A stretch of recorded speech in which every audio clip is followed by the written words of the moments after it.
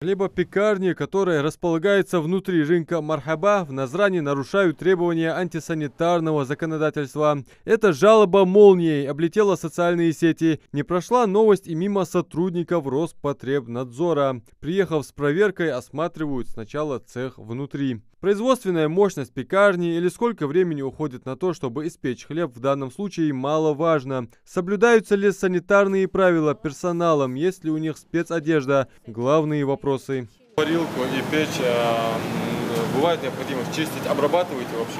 Конечно, обрабатываем. Хлорными растворами. Хлорными растворами обрабатываем, чистим обязательно. И печи чистим и снаружи, и снутри. По внешнему виду мы видим, спецформа соблюдается. И, соответственно, сейчас вот мы находимся на данной пекарне.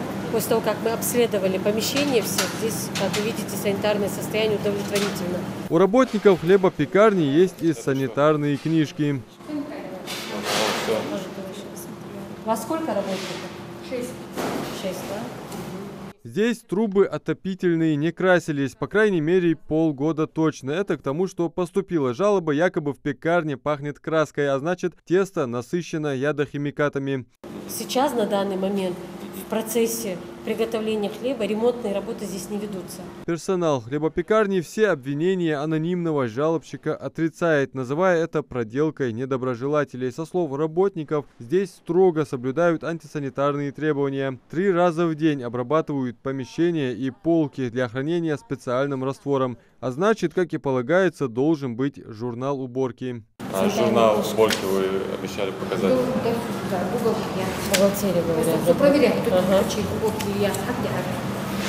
Если записей у бухгалтера, а его нет сегодня на работе, и учитывая, что сейчас время послеобеденное, непонятно, где фиксировались последние 2 уборки. Телевидение – ненадзорный орган, делать выводы не можем. Для этого здесь и находятся сотрудники Роспотребнадзора. Сотрудники Роспотребнадзора нарушений требований санитарного законодательства здесь не выявили. Мы не знаем, проделки конкурентов это или же ситуацию исправили после появившейся в соцсетях жалобы. А вообще сотрудники надзорного ведомства просят правильно формулировать или оформлять свои жалобы, указывать персональные данные, номер телефона и только потом сообщать о фактах нарушений. А в магазине, который располагается неподалеку от пекарни, мы можем наблюдать, как правильно реализовывать хлеб. Обязательно хлеб или хлебобулочное изделие должно быть упаковано либо таким образом, либо вот кондитерские, допустим, изделия должны быть в упакованном виде, иметь наличие маркировки. На маркировке указывается производитель, адрес производства, вес, состав, условия хранения, сроки годности, сроки реализации. Также мы, как часто замечаем, хлебобулочные, они реализуются с поддонов.